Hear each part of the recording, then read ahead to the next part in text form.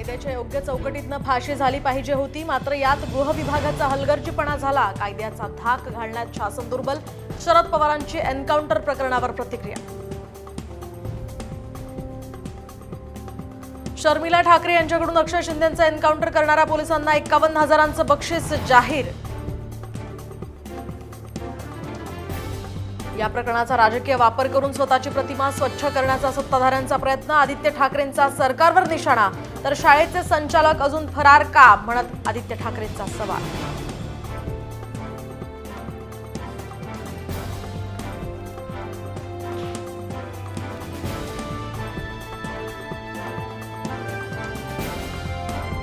कुणबींच्या 3 पोटजाती ओबीसीमध्ये समावेश करण्याचा निर्णय, तर आचारसंहितेपूर्वीच मंत्रिमंडळाचा मोठा निर्णय.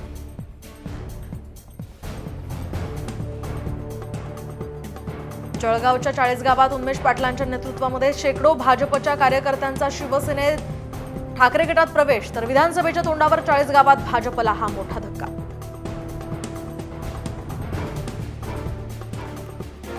सत्ता डोक्यात गेलेल्यांना भानावर आणावं लागतं. राजकोट पुतळा दुर्घटनेवरून शरद पवारांची राणे पिता पुत्रांवर टीका.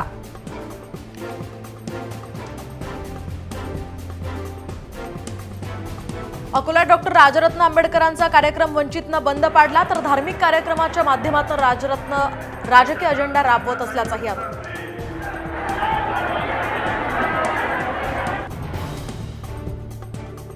रामगिरी महाराजांना जवळच्याच माणसाकडून धोका, काही झाल्यास आमची जबाबदारी नाही. रामगिरी महाराजांसाठी इम्तियाज जलील यांनी केली Z+ सुरक्षेची मागणी.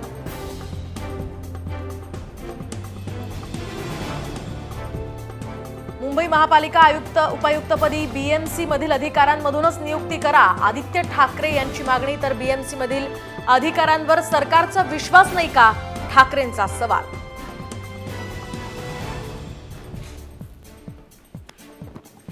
लाडकी बहीण योजनेचा 3रा हप्ता 29 सप्टेंबरला मिळणार, तर राज्यातील 2 कोटी महिलांना याचा होणार फायदा.